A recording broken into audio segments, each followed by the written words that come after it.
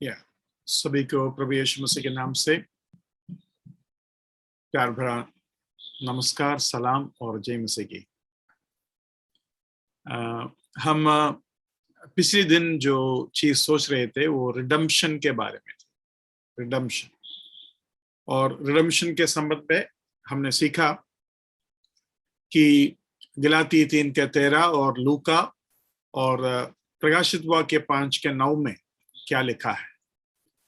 और हम ये देख रहे थे कि प्रकाशित वाक्य 5:9 में स्वर्ग के गाना का सबसे बड़ा मुद्दा रिडम्पशन होगा, छुटकारा। यीशु मसीह के लहू के द्वारा हमको छुटकारा मिला। उसका पहले हमने जो सीखा था, उम्मीद है कि आपको याद है, रिमिशन। और रिमिशन में परमेश्वर का क्रोध केवल यीशु मसीह के ऊपर गिरा और यीशु मसीह के द्वारा हमें पाप का माफी मिला। ये मैंने बताया। मैंने ये भी बताया कि जितना दबाव यीशु मसीह के ऊपर आया, वो दबाव, वो गहरा प्रहर, जो प्रेशर है, वो केवल यीशु मसीह के ऊपर आया और मनुष्य के ऊपर नहीं आया। लेकिन नरक में और परमेश्वर के क्रोध जब आएगा, तब जो क्रोध परमेश्वर ने यीशु मसीह के ऊपर उंडेल कर हमें बचाने का मार्ग तैयार किया, वो क्रोध मनुष्य के ऊपर उंडेला जाएगा और मनुष्य उसको सह नहीं पाएगी।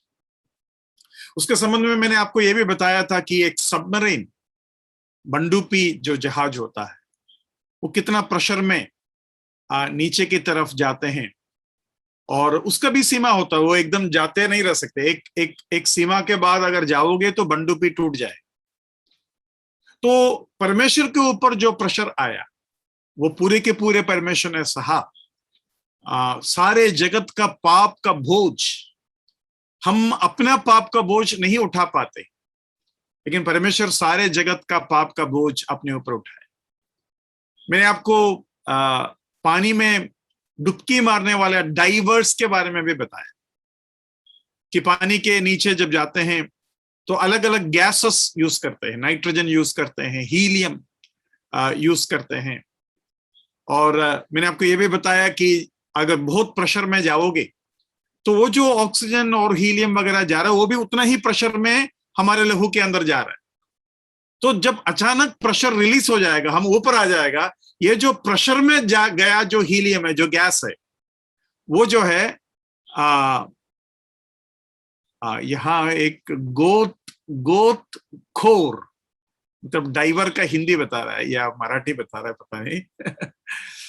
तो वो फूल जाएंगे और आदमी मर जाएगा, ये मैंने आपको बताया। मैं देख रहा था नेट में कि कौन सा गहराई तक मनुष्य जा सकता है। लिखा है कि 160 फीट मैक्सिमम है और साधारण आदमी के लिए 60 फीट से ज्यादा नहीं जाना चाहिए। और 60 फीट के नीचे अगर कोई जाना चाहते हैं तो वो जो है बहुत ही उस विषय के ऊपर ट्रेनिंग लिया हुआ मनुष्य होना चाहिए, नहीं तो उसके ऊपर खतरा आ सकते हैं। और ये जो हीलियम और गैसेस वगैरह शरीर के अंदर जाते हैं, उसके ऊपर भी बहुत से साइंस है, बहुत ही वैज्ञान लोगों का काम है। वो हम नहीं कर सकते, क्योंकि उसका जो परसेंटेज है अलग अलग है। आपने शायद पहले बार सुना होगा, जो मैं अभी नहीं बताने जा रहा हूं। ऑक्सीजन, प्योर ऑक्सीजन अगर आपको दिया जाएगा, और खास कर पानी के नीचे होते हुए आपको प्योर ऑक्सीजन अगर दिया जाएगा, आप नशे में चले जाएंगे। ये पता है आपको, दारू पीने की जरूरत नहीं है। आप प्योर ऑक्सीजन को अगर श्वास के रूप से ले लेगा, थोड़ी देर के बाद नशा में हो जाएगा। और ये भी एक खतरा रहता है डाइवर्स के ऊपर। और इसलिए जो ऑक्सीजन दिया जाता है उसके साथ दूसरे चीजों को मिक्स करते हैं। कई लोगों को ये नहीं मालूम, प्योर ऑक्सीजन से भी खतरा हो सकता है। और पानी के अंदर अगर नशा में हो गया तो प्रॉब्लम क्या है? नशा में हो गया, उसका प्रॉब्लम यह है कि वो मुंह की चीज निकाल देंगे, या वो सोने में लग जाएंगे, या ऊपर से जो कमांड दिया जाता है ऐसा करो वैसा करो, वो सुनेगा नहीं, वो उल्टा बोलने लगेगा, है ना। ये सब समस्याएं हो सकते हैं। हम भी जब प्रेशर बढ़ता है हमारे जीवन में, जब प्रेशर बढ़ता है तो हम भी नहीं सुनते ऊपर वाला का, है ना। लेकिन परमेश्वर यीशु मसीह पूरे दबाव यीशु मसीह के ऊपर आने के बावजूद भी क्रूस पर उन्हें 7 लफ्ज कहना था। 7 लफ्ज। पहला पिता के साथ, हे परमेश्वर इन्हें माफ कर।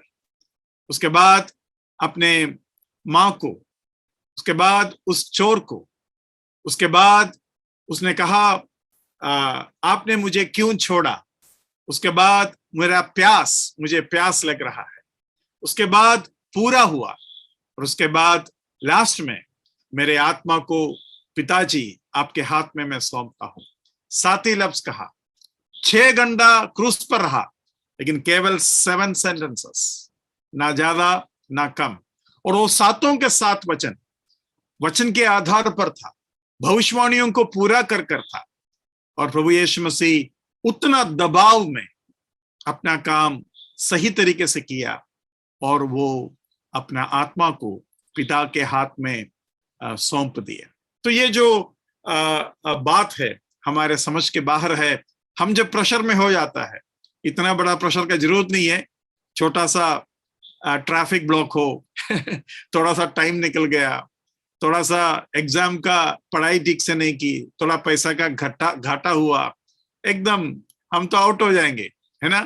थोड़ा सा चाय में क्या बोलते हैं, चीनी कम चीनी ज्यादा हो गया लोगों का प्रेशर आउट हो जाता है। लेकिन यीशु मसीह उन्हें जब वो दाखरस जो क्या बोलते हैं विनीगर के साथ जब दिया गया था, तब यीशु मसीह ने उसको चखा और बोला नहीं चाहिए, क्योंकि वो नहीं चाहता था कि वो नशे में या इसके असर में रहे। और उसके बाद जब परमेश्वर के वचन के अनुसार उसको पीना था, तब उसने उसको चखा भी। मतलब हर चीज परमेश्वर एकदम सही रूप से किया। इसमें एक खास चीज मेरा मन में आया, वो ये है, हमेशा मां मरियम यीशु मसीह के पास जाते थे, और जब भी जाता था यीशु मसीह उन्हें स्त्री कर पुकारता था। स्त्री मतलब इंग्लिश में लेडी कर बोल सकते हैं, एक इज्जतदार शब्द है, लेकिन मां कर नहीं पुकारता। और मरियम को अपने जगह पर रखने के लिए यीशु मसीह हमेशा ऐसे शब्दों के इस्तेमाल करता था। मेरी माँ और मेरे भाई और मेरे बहन लोग वो है जो पिता की इच्छा करते हैं।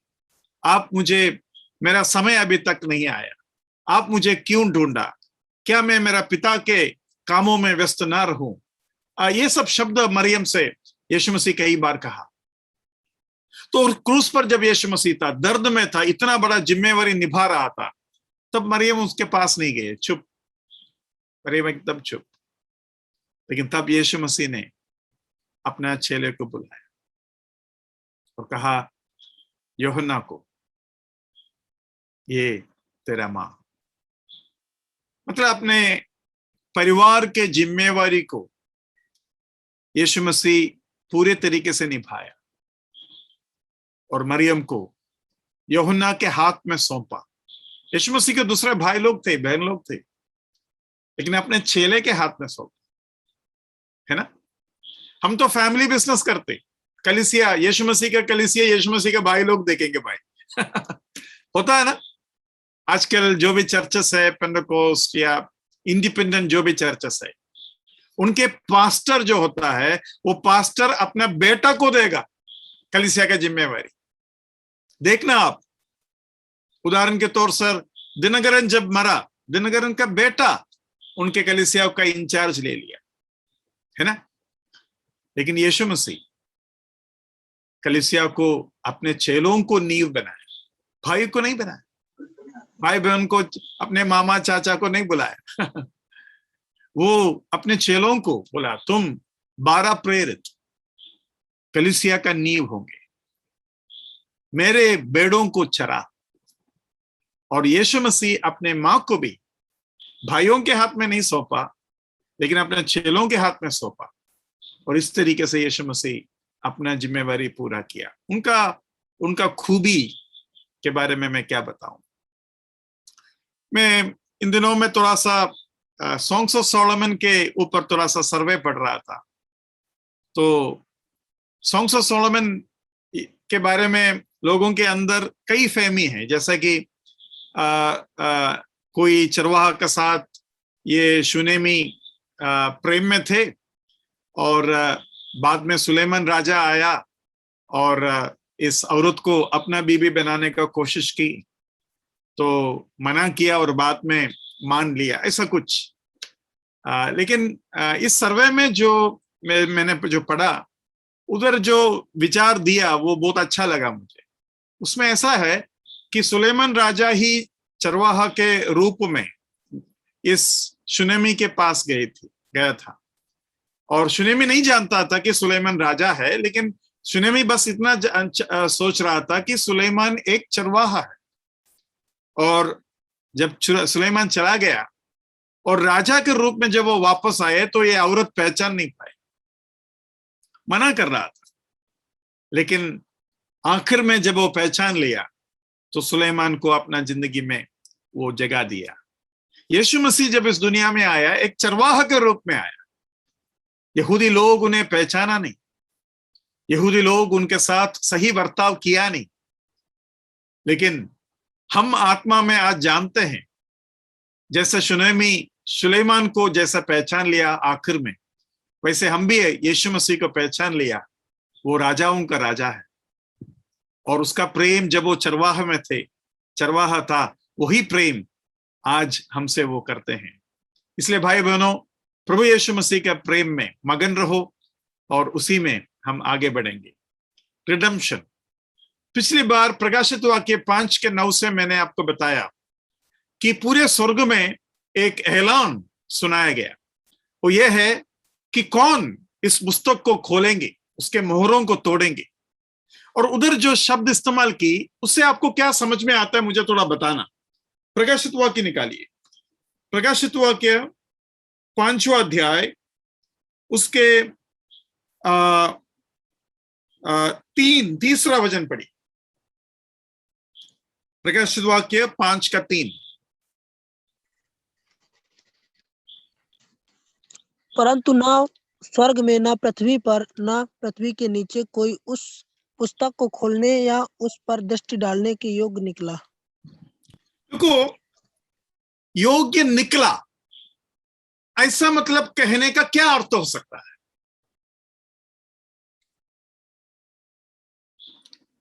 ना स्वर्ग में, ना पृथ्वी में, ना पृथ्वी के नीचे, है ना। इंग्लिश में लिखा है, no one in heaven or on the earth or under the earth was able to open the scroll, was not able to open the scroll। उसका क्या मतलब, आप क्या समझ रहे हैं? कोई मुझे बताइए। और उधर ये भी लिखा है कि no one in heaven, no one in earth and no one under the earth। वो no one जो शब्द है, और कोई भी was able to open the scroll, कोई भी खोल नहीं पाया।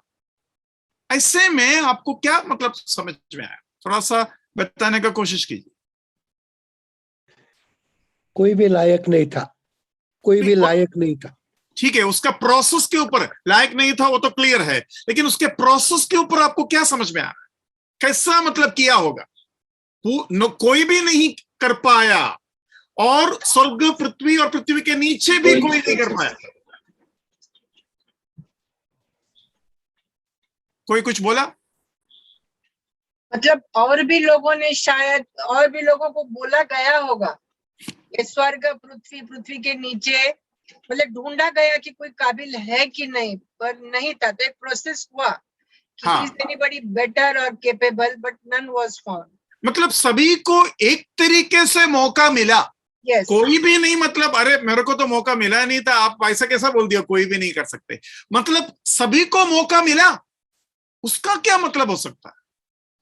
उसका मतलब यह है कि जब से परमेश्वर अपना सृष्टि शुरू की, तब से योग्यता मांगा गया। योग्य कौन है ये देखा गया, और उसके फलस्वरूप, उसके रिजल्ट, उसके रिपोर्ट कार्ड 5:9 में हमें मिलता है कि आज तक ना स्वर्ग में, ना पृथ्वी में, ना पृथ्वी के नीचे कोई भी योग्य व्यक्ति जन्म लिया। मतलब जैसे ही उनका जीवन शुरू होता है वो योग्य मतलब योग्य नहीं है, अयोग्य ठहर जाते हैं। ये बात भी यहां से हमको समझ में आता है। तो मेरा कहने के मतलब यह है, जब ये बात यूहन्ना को समझ में आया वो रोया। और मैंने शायद पिछली बार बताया था, सो आई वेप्ट मच। वो हिंदी में जरा पढ़िए वचन 4, 5 का 4।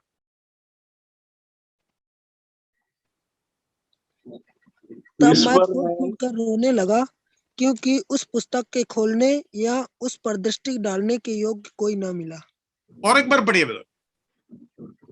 तब मैं फूट फूट कर रोने लगा, हाँ। क्योंकि उस पुस्तक के खोलने या उस पर दृष्टि डालने के योग्य कोई न मिला। मतलब यूहन्ना भी एक तरीके से स्वर्ग के साथ साथ इन सारे लोगों को देखा, कोई योग्य है क्या? ना दाऊद, ना सुलेमान, ना सैमसन, शिमशोन, ना आप, ना मैं। और फूट फूट कर रोने लगे। और ऐसा लिखा है वेप्ट मच, मतलब काफी समय रोया। और स्वर्ग थोड़ा देर इंतजार किया। एक मनुष्य का रोना, तो स्वर्ग थोड़ा देर इंतजार किया, रोने दो उसको, थोड़ा सा रोने दो। रोने से क्या होता है ना, मतलब आपको समझ में आएगा ये कितना बड़ी बात है। अभी मुझे और आपको समझ में आया कोई भी योग्य नहीं निकला, लेकिन हमारे अंदर वो घबराहट, वो आंसू, उसका रोने का जरूरत समझ में नहीं आते हमें। लेकिन आपको क्या लगता है यूहन्ना क्यों रो रहा था? कोई योग्य निकला नहीं, लेकिन इसके लिए रोने का क्या जरूरत है? और इतना रोने का क्या जरूरत है, वो भी फूट फूट कर? रोने का जरूरत क्या है? उसका मतलब क्या है? देखो, अगर पुस्तक खोलने के लिए कोई नहीं है, उसके मतलब यह हुआ न्याय करने के लिए, दंड देने के लिए कोई नहीं। अगर दंड देने के लिए कोई नहीं है योग्य, तो उसका मतलब ये हुआ बचाने के लिए भी कोई नहीं है, क्योंकि बचाने वाले ही दंड दे सकते हैं, है ना? अगर बचाने के लिए कोई नहीं है तो फिर रोने का जरूरत है। लेकिन जब यह बताया गया कि प्रभु यीशु मसीह है, तो कैसा बताया? प्रभु यीशु मसीह को कैसा दिखाया? देखो उसका 5वां और 6वां वचन। इस पर उन प्राचीनों में से एक ने मुझसे कहा, मत रो, देख यहूदा के गोत्र का वह सिंह जो दाऊद का मूल है, उस पुस्तक के खोलने और उसकी 7 मुहरे तोड़ने के लिए जयवंत हुआ है। तब मैंने उस सिंहासन, हाँ, उधर जयवंत हुआ है, मतलब जयवंत होना पड़ता है। जो जयवंत होता है वो ही खोल सकते हैं। तो वो जयवंत जो शब्द है वो मन में रखना। अभी 6वां वचन पढ़िए।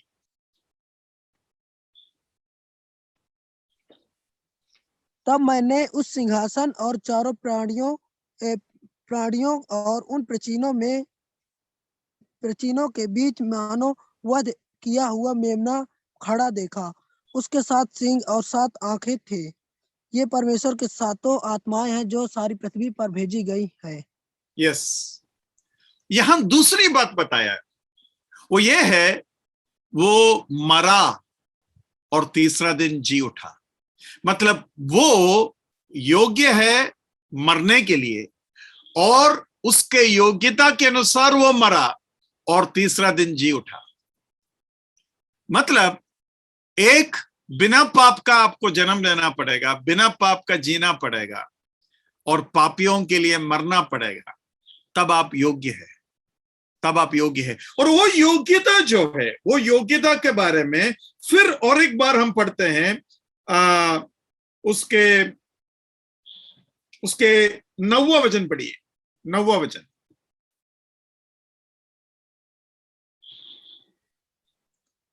वे यह गीत गाने लगे, तू इस पुस्तक के लेने और इसकी मुहर खोलने के योग्य है, क्योंकि तूने वध होकर अपने लहू से हर एक कुल और भाषा और लोग और जाति में से परमेश्वर के लिए लोगों को मोल लिया है।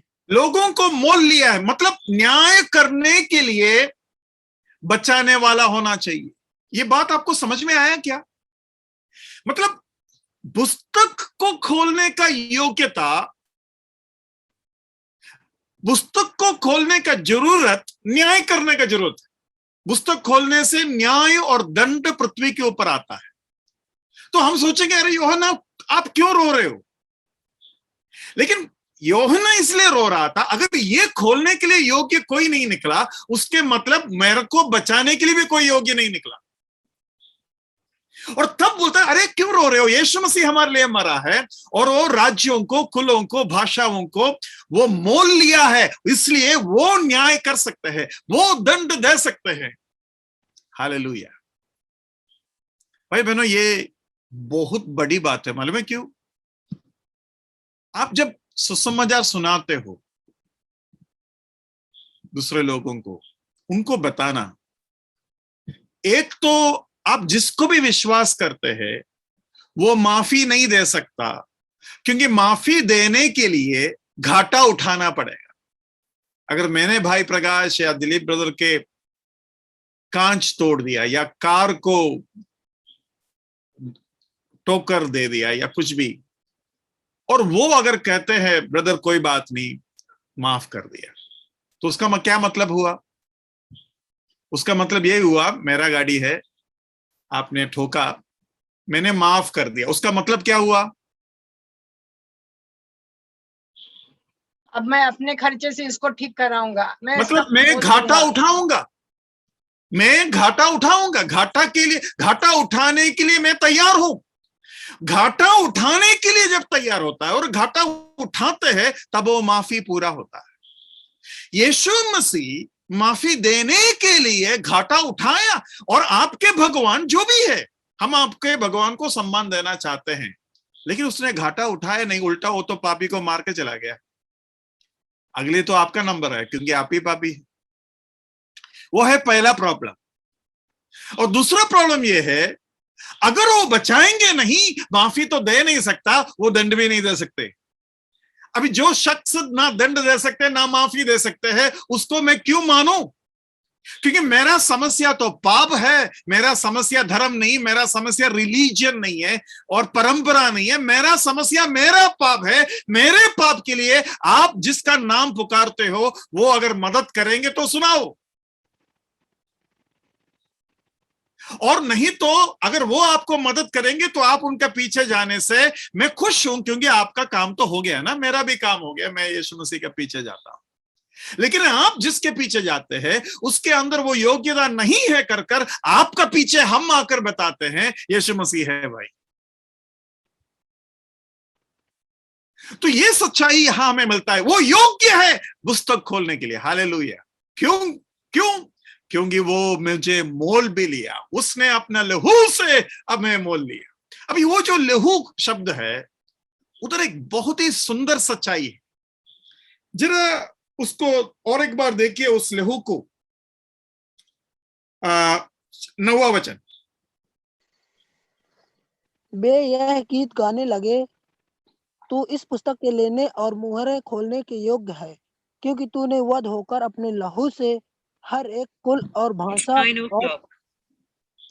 और लोग और जाति में से परमेश्वर के लिए लोग मोल लिए हैं। या आपने अपने लहू से परमेश्वर के लिए मोल लिया। प्रेरितों का काम 20 का 28 देख।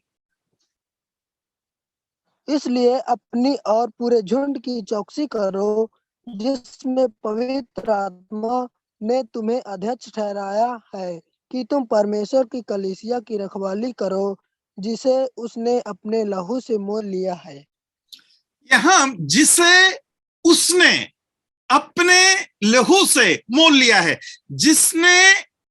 जिसे उसने, वो जो उसने है, इस वचन में परमेश्वर है या जस्ट यीशु मसीह है?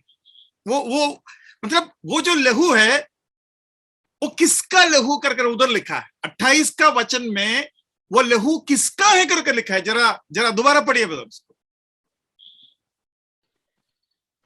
इसलिए अपनी और पूरे झुंड की रखवाली चौकसी करो, जिसमें पवित्र आत्मा ने तुम्हें अध्यक्ष ठहराया है कि तुम परमेश्वर की कलीसिया की रखवाली करो, जिसे अपने लहू से मोल लिया है। हाँ, किसका लहू है वो? परमेश्वर का। परमेश्वर का लहू। आप बाइबल पढ़िए, कहीं भी परमेश्वर का लहू करके नहीं लिखा है, यीशु मसीह का लहू करके लिखा है। लेकिन यहां परमेश्वर का लहू। अभी यहां आपको ये मालूम होना चाहिए, स्वर्ग का परमेश्वर के पास लहू नहीं है, ये पता है ना आपको? परमेश्वर आत्मा है, आत्मा का शरीर नहीं होता है और आत्मा का लहू नहीं होता। लेकिन लहू बनने के लिए, लहू होने के लिए यीशु मसीह जो परमेश्वर और आत्मा है, वो मनुष्य बना। मनुष्य बनने के बाद उसके पास लहू है, और वो कहा आपने मेरे लिए एक शरीर तैयार किया है और आपकी इच्छा करने के लिए मैं आया हूं। लेकिन यहां लिखा है परमेश्वर का लहू, क्योंकि परमेश्वर मनुष्य बना और यीशु मसीह परमेश्वर है।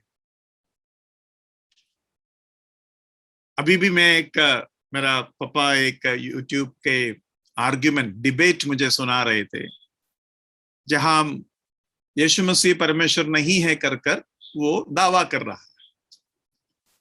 तब एक विचार प्रभु ने मुझे उनके बातों के बीच में दिया, वो ये है, यीशु मसीह ने अपने चेलों को पूछा, आप मेरे बारे में, दुनिया या लोग मेरे बारे में क्या कहते हैं? तो उन्होंने बोला फलाना फलाना भविष्यवक्ता है, नहीं तो कोई भी एक भविष्यवक्ता है आप। तब यीशु मसीह उसके बारे में कुछ नहीं बोलते, यीशु मसीह कहते हैं आप क्या कहते हैं? तब पतरस करते हैं आप जीवते परमेश्वर के पुत्र मसीह है। इससे एक चीज साबित हो जाता है, जब लोग ने कहा यीशु मसीह भविष्यवक्ता है, यीशु मसीह उसको कोई मान्यता नहीं देते। ये सच है कि यीशु मसीह भविष्यवाणी किया है और उस रूप से यीशु मसीह भविष्यवक्ता भी है, लेकिन यीशु मसीह परमेश्वर है।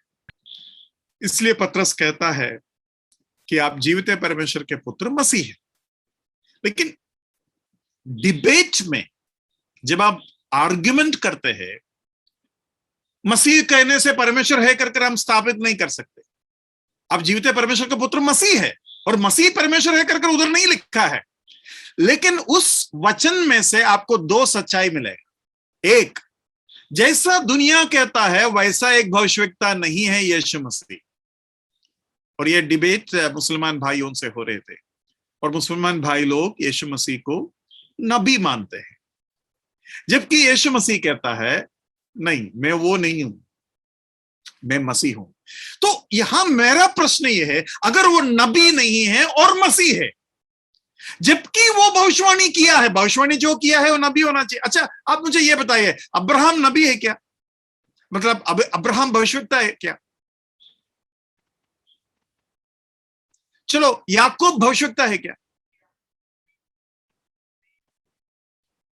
हाँ, नोहा भविष्यवक्ता है क्या? है या नहीं? नो। नहीं सर, हाँ, नहीं नहीं। जो भविष्यवाणी किया है वो भविष्यवक्ता है। और याकूब ने तो पूरे इसराइल के चरित्र को भविष्यवाणी के रूप में बता दिया। योसेफ पूरे इसराइल को क्या होने वाला वो भविष्यवाणी के रूप में बता दिया। और इस तरीके से परमेश्वर के तरफ से अब्राहम को भी भविष्यवाणी मिला था और अब्राहम उसके आधार पर चल रहे थे। भविष्यवक्ता वो है जो परमेश्वर से पाते हैं और भविष्य के बारे में बोल सकते हैं या बोलते हैं। भाइयों बहनों, जितना भविष्यवक्ता के पुस्तक हमें मिला है उससे कहीं ज्यादा भविष्यवक्ता है। जैसे कि गाद का पुस्तक कौन सा है? नाथान का पुस्तक कौन सा है? नाथान भविष्यवक्ता था कि नहीं? दाऊद भविष्यवक्ता है क्या?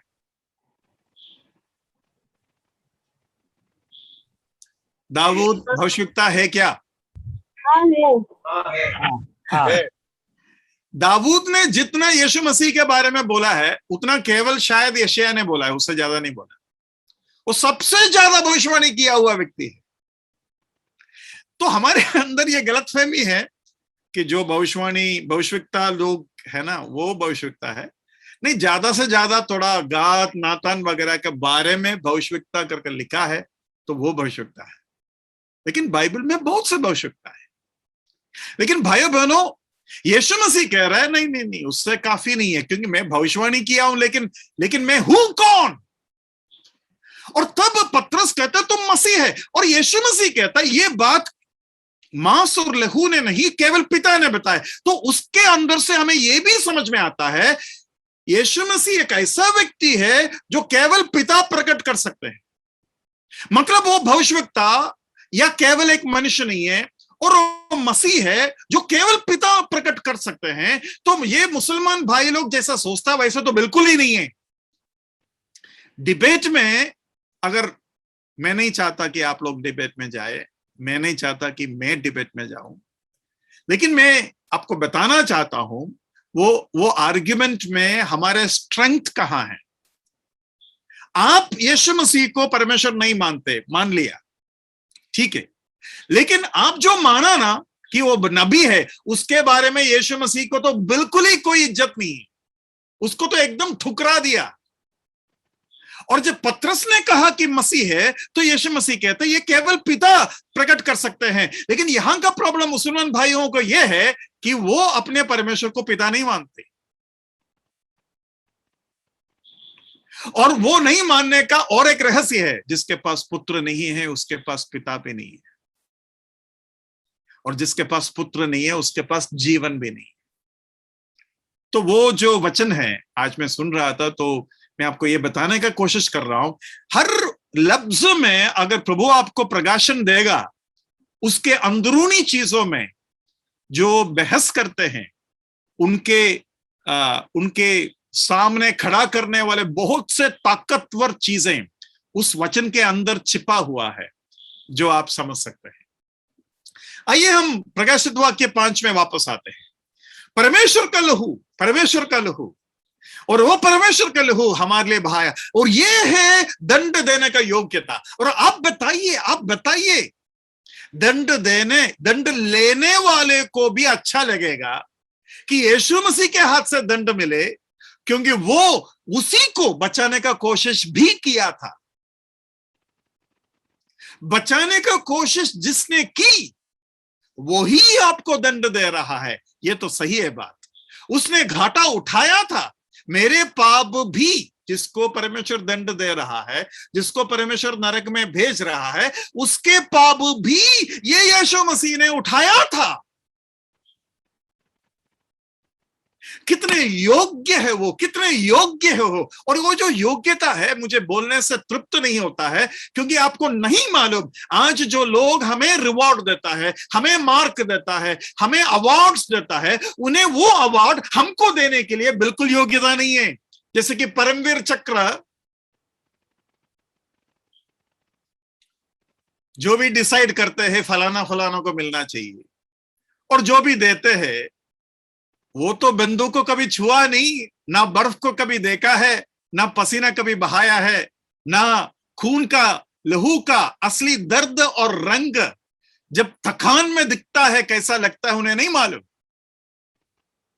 ये जो अवार्ड्स और रिवॉर्ड्स देता है उनके योग्यता क्या है। और जब वो देता, जैसे कि सोचो कि मैं एक बहुत बड़ा एक्टर हूं और मैं बहुत बड़ा प्रसन्न मतलब एक्टर का फिल्मी दुनिया में बड़ा सेक्रेटरी या कुछ भी बन गया, और उसके बाद मैं एक्टिंग के लिए एक आदमी को एक रिवॉर्ड दे रहा है।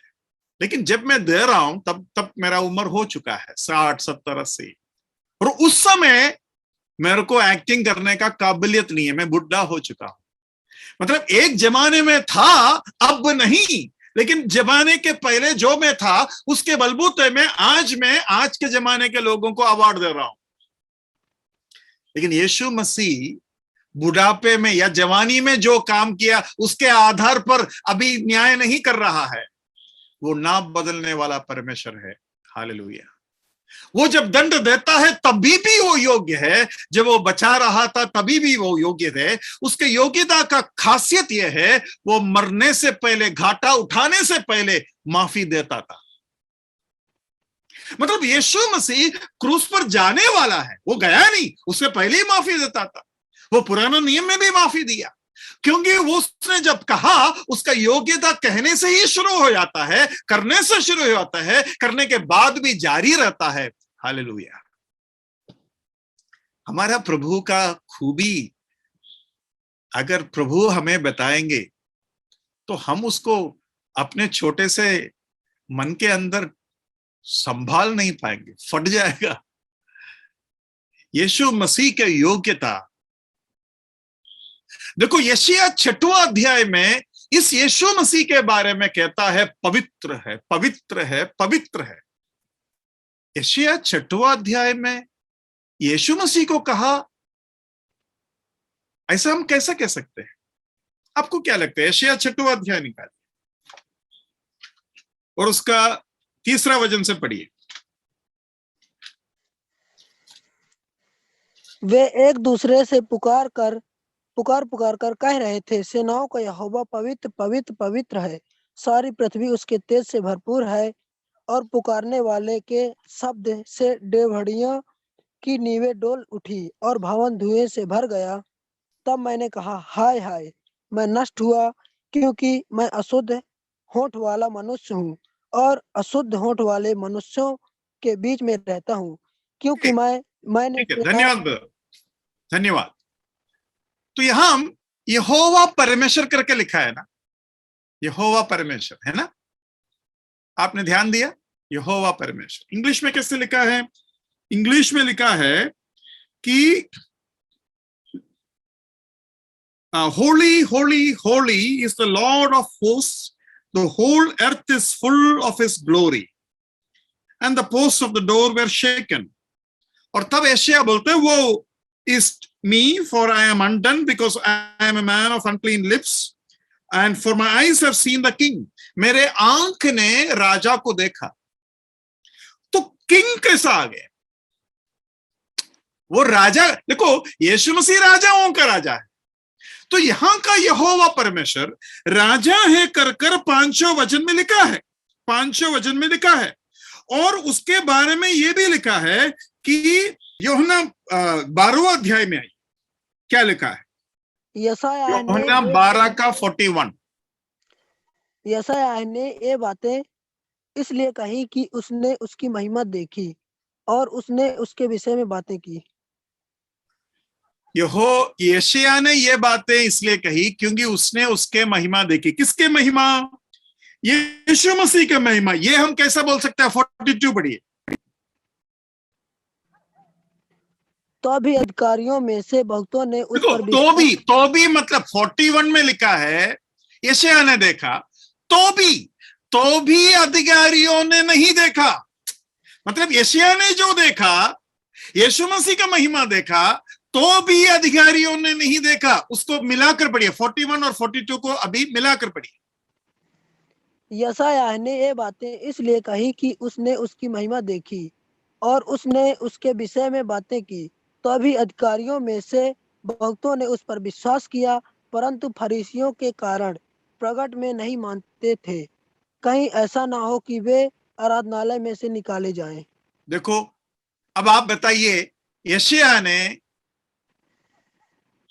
यीशु मसीह को देखा या पिता परमेश्वर को देखा? और यशायाह ने यीशु मसीह को यहोवा कर पुकारा, यहोवा कर पुकारा। अब वो जो यहोवा शब्द है, कुछ बाइबल में लॉर्ड करके लिखा है।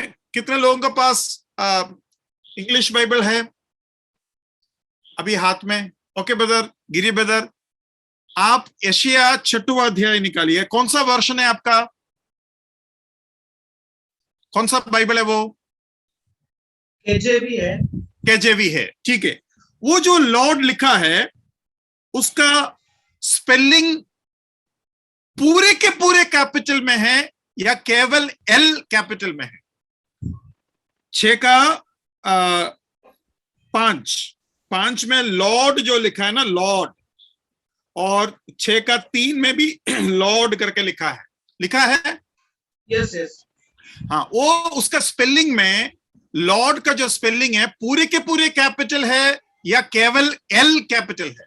पूरा कैपिटल पूरे के पूरे कैपिटल है। पूरे के पूरे कैपिटल का मतलब, सभी लोग इस बात को समझ लो, केजेवी और एनकेजेवी में अगर पूरे के पूरे लॉर्ड कैपिटल में है, वो शब्द मूल शब्द में, मूल भाषा में यहोवा है।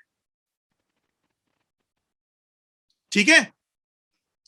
इसलिए नया नियम में जब लॉर्ड आता है, उधर हम देखेंगे नया नियम में लॉर्ड कैसा आया। यूहन्ना 12 का 38 देखिए।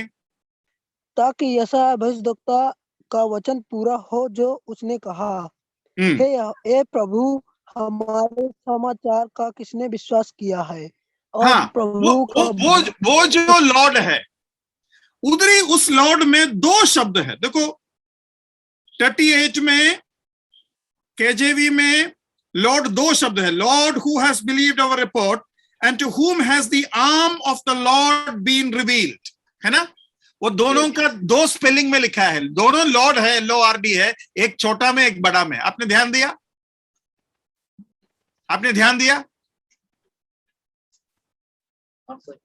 गिरी ब्रदर कैसे है आपके उसमें? हाँ, पहला वाला कैपिटल एल, बाकी और स्मॉल है। वाह, और नीचे वाला पूरा कैपिटल। या इससे आपको केवल इतना समझना है कि एनकेजेवी और केजेवी वाले यहोवा लिखने का जगह पर लॉर्ड लिखा है, लेकिन हमको समझ में आने के लिए सारे कैपिटल लिखा है। लेकिन यीशु मसीह को जब प्रभु कर नया नियम में बुलाते हैं, तो वो मूल भाषा में भी प्रभु है, मूल भाषा में भी प्रभु शब्द है। लेकिन मूल भाषा में अगर यहोवा शब्द है तो कैपिटल एल, कैपिटल ओ, कैपिटल आर और कैपिटल डी होगा। आपको समझ में आया? तो यीशु मसीह को हम यहोवा कर पुकार सकते हैं या नहीं? और यहोवा परमेश्वर है यीशु मसीह। आपको समझ में आई बात? किसी को कुछ पूछना है इसके संबंध में? आपको समझ में आया या नहीं आया? Thank you. नहीं आया ब्रदर, नहीं आया। या पुराना नियम में क्योंकि यहाँ लिखा है सर, क्योंकि मैंने सेनाओं के यहोवा महाराजाधिराज को अपनी आंखों से देखा है। सेनाओं के यहोवा महाराजाधिराज, वो कहाँ लिखा है? यशायाह में लिखा है, आइज़ाया 6। ठीक है। वही पोर्शन इंग्लिश में कैसे लिखा है? देखो, वही पोर्शन यहोवा का जगह पर लॉर्ड लिखा है कि नहीं? यहोवा जो शब्द आना चाहिए था, उधर इंग्लिश में लॉर्ड लिखा है कि नहीं? हाँ, लॉर्ड लिखा है। तो उसके मतलब क्या है? उसके मतलब यह है, केजेवी वाले यहोवा शब्द ज्यादा नहीं इस्तेमाल करना चाहता था, क्योंकि यहोवा शब्द को यहूदी लोग बहुत ही पवित्र मानता था, और उसका वजह से यहोवा जहां भी आए वो लोग प्रभु कर उसको ट्रांसलेट किया, और ये समझ उनके बीच में थे, जब भी कैपिटल एल से और ORD से लिखेंगे, यहोवा समझना लेकिन लॉर्ड बोलना। यहोवा मन में रहे, लॉर्ड मुंह से बोले, ताकि यहोवा का शब्द जैसे 10 आज्ञा में लिखा है, परमेश्वर के नाम बेकार में हमें नहीं लेना चाहिए। और उन्होंने और एक काम किया, यहूदी लोग यहवह कर लिखता था, मतलब पूरा यहोवा कर नहीं लिखता था। और वो और एक काम करता था, जिस पेन से वो यहोवा कर लिखेंगे, वो एक नया पेन होगा, उसमें नया इंक रखेंगे, और एक बार यहोवा लिखने के बाद मैंने समझा है वो पेन का निब को तोड़ देंगे, उस निब से और कुछ नहीं लिखेगा। तो इस तरीके से उनका कुछ ज्यादा ही उस नाम के ऊपर डर और भय को मानते थे, लेकिन जीवन में नहीं मानते थे। इसलिए मैंने बोला ज्यादा ही नाम के ऊपर वो ध्यान देता था, जीवन में उसका काफी कमी घटिया हुई। तो मैं आपको ये बताने का कोशिश कर रहा हूं, पुराना नियम में यहोवा जो शब्द आया है वो इंग्लिश वाले NKJV या KJV वाले जब लिखा, यहोवा शब्द का जगह पर लॉर्ड लिखा। और वो जो लॉर्ड है, वो जो यहोवा है, उसको यूहन्ना 12वां अध्याय में जब हम पढ़ते हैं, यूहन्ना हमें बता रहा है वो यीशु मसीह। तो मैं आपको ये समझने का लिए चाहता हूं, पुराना नियम का यहोवा, नया नियम का यीशु मसीह है। ये बात आपको समझ में आया या नहीं आया? आया सर। Thank you brother. आगे बढ़ो। Yes, brother. ओके, अब मैंने आपको बताया कि जैसा ही प्रकाशित वाक्य 5वां अध्याय में पुस्तक लिया, आराधना शुरू हो गया। क्यों? वो योग्य है कर ऐलान हुआ, और योग्य है कर जैसे ही समझ में आया, यीशु मसीह पुस्तक को लिया, और पुस्तक को लेते ही आराधना शुरू हो गया। पिछली बार मैंने बताया था, जैसे ही वो मृत्यु का योग्य है कर जनता ने कहा, तब लोग उसको मारने और थूकने लगे और यहां आराधना करने लगे। और मैंने आपको एक छोटा होमवर्क और असाइनमेंट दिया था, वो ये था कि आपको समझना है कि कौन कौन आराधना में शामिल है। आराधना में कौन कौन शामिल है, यहां जरा देखिए। आराधना में सबसे पहले 8वें वचन के लोग शामिल है। कौन कौन है उधर? 8वां वचन पढ़िए, प्रकाशित वाक्य 5:8। जब उसने पुस्तक ले ली तो वे चारों प्राणी और 24 प्राचीन उस मेमने के सामने गिर पड़े। उसमें से ठीक है, हर ठीक है। एक के तो चारों प्राणी, उन प्राणियों के बारे में बहुत ही विस्तार रूप से आपको प्रकाशित वाक्य 4 और एसकेल के पुस्तक में मिलेगा। बहुत ही विस्तार रूप से पहले अध्याय से ही मिल जाएगा। एसकेल के पहले अध्याय से बहुत ही विस्तार रूप से उन स्वर्गदूतों के बारे में मिलेगा। चाहे तो अगली बार उसका एक छोटा सा वीडियो भी आपको दिखा सकता हूं, उसमें थोड़ा बहुत अंदाजा मिलेगा, ज्यादा नहीं मिलेंगे। तो वो है। तो एक चारों प्राणी और प्राचीन, उसके बाद कौन आया? उसके बाद 11वां पद बढ़िए। जब मैंने देखा तो उस सिंहासन और उन प्राणियों और प्राचीनों के चारों ओर बहुत से स्वर्गदूतों का शब्द सुना, जिनकी गिनती लाखों और करोड़ों की थी। तो लाखों करोड़ों, इंग्लिश में कैसे लिखा है मालूम है? 10,000 times 10,000 and thousands of thousands। कौन है कोई मैथमेटिशियन इसको बता सकते हैं? मुझे नहीं लगता हिंदी में उसका सही परिभाषा हुआ होगा, लेकिन इंग्लिश में ऐसे लिखा है। कितने स्वर्गदूत थे? 10,000 times 10,000 and thousands of thousands। इतने स्वर्गदूत गाने लगे। तो जैसे ही स्क्रॉल होता है, सबसे पहले यूहन्ना ने देखा चारों प्राणी और 24 प्राचीन। तुरंत उसने स्वर्गदूतों को देखा, जिसका कोई, अभी जितना लोगों को देख रहा है, 10,000 टाइम 10,000 और thousands ऑफ thousands, मतलब अरबों, मतलब कोई अंदाजा नहीं कितना, इतने लोगों को देखा। उसके बाद किसको देखा? उसके 13वां पद बढ़िए।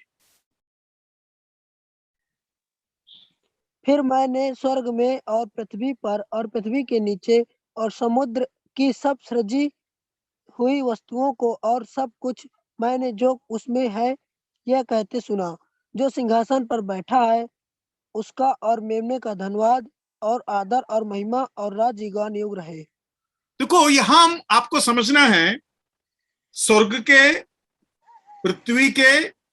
पृथ्वी के नीचे के, पानी के और पानी में जो कुछ है, वो सब परमेश्वर को आराधना की।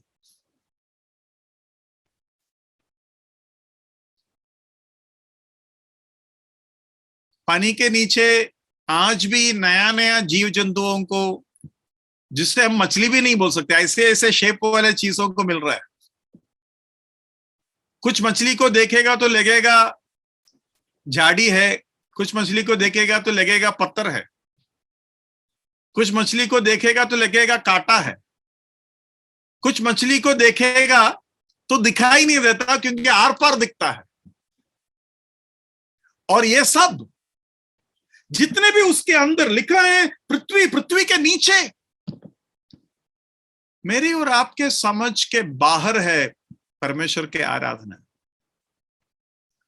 पृथ्वी और पृथ्वी के नीचे और पानी के सारे जीव जंतु, मेरे और आपके समझ के बाहर है आराधना, उनके योग्यता।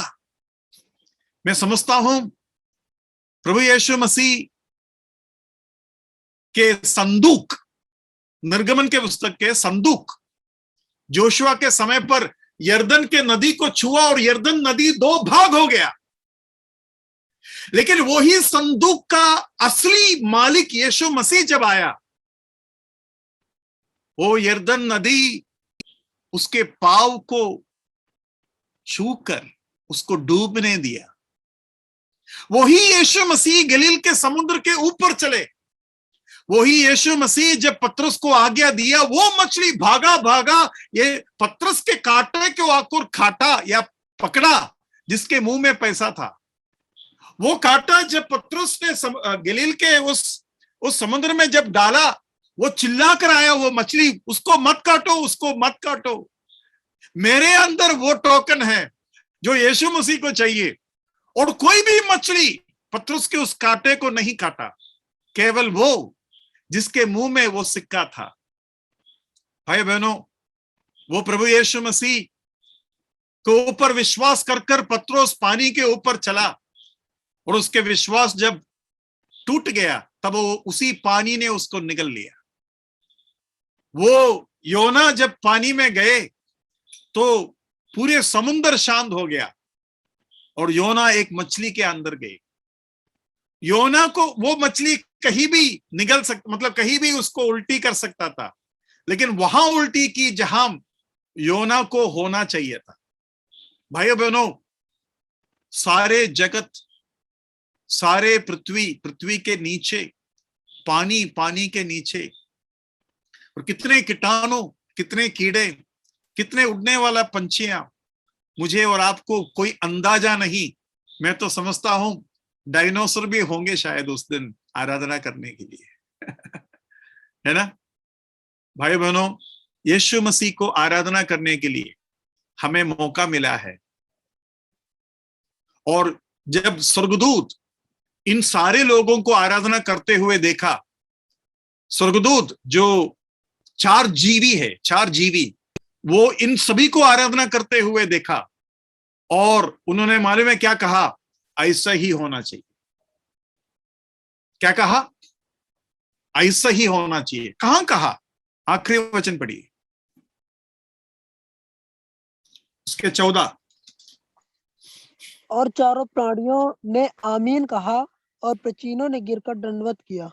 चारों प्राणियों ने आमीन कहा। किसके बातों को? इन सारे लोगों के बातों। ये सारे लोग अलग अलग बातें कहा। स्वर्गदूत, 4 प्राणी और प्राचीन क्या कहा? 9 और 10 में लिखा है। सारे जीव जंतु, स्वर्गदूत और लिविंग क्रीचर्स ने क्या कहा? वो 12 में लिखा है। और सारे प्राणी पृथ्वी के नीचे और पानी में जो थे, वो बातें 13 में लिखा है। इन सारे बातों को ये 4 प्राणी ने देखा, जो यीशु मसीह के एकदम चिपक कर है, यीशु मसीह के साथ एकदम चिपक कर होता है, क्योंकि यीशु मसीह को कभी ये 4 प्राणी छोड़ता नहीं है। इन 4 प्राणियों के ऊपर एक बादल है, उस बादल के ऊपर परमेश्वर विराजमान होता है, सो कभी छोड़ता नहीं। तो वो लोग सबसे करीब है, वो लोग यीशु मसीह का प्रतिनिधित्व है। और वो लोग कहता है ऐसे ही होना चाहिए। आमीन। ऐसे ही होना चाहिए मतलब ऐसे ही हो। आमीन। आमीन का मतलब वही है। तो मैं आपको यह बताने का कोशिश कर रहा हूं कि इतना बड़ा आराधना जिसको मिलना चाहिए था, उसको जब कुछ भी नहीं मिले, तभी भी वो शांत खड़ा था पृथ्वी में। पृथ्वी में भी उसने एक दिन एक पुस्तक लिया था। आपको याद आ रहा है? उसने पुस्तक खोला था। आपको याद आ रहा है? और उसने उधर से, उसके अंदर से पढ़ा। आपको याद आ रहा है? लेकिन कोई उसका आराधना किया नहीं। कोई कुछ कहा, मैंने सुना नहीं, सॉरी। आराधनालय के मंदिर में या सिनेगोग में। आज मेरा समय खत्म हुआ। यही यीशु मसीह ऐसा ही एक पुस्तक को खोला और पढ़ा भी, लेकिन उस दिन कोई भी उसका आराधना नहीं की। उल्टा थोड़ी देर के बाद उसको सिर के बल गिरने के लिए पहाड़ के ऊपर लेके चले गए। लेकिन वही यीशु मसीह अब ये पुस्तक को जस्ट लिया, खोला नहीं, जस्ट लिया, तो पूरा जगत, पूरा संसार, पूरा प्रपंच आराधना में जाग उठा। मैं चाहता हूं कि आप इस हफ्ते घर में जाकर वो भाग पढ़े जहां यीशु मसीह उस पुस्तक को लिया, खोला, पढ़ा, बंद किया, वापस दिया और बैठ गए। उन सारे बातों में हमें बहुत से आराधना के बातें मिलेंगी। वो भाग घर में पढ़िए जब ये मीटिंग खत्म होगा। लूका 4 में है। प्रभु के नाम की महिमा।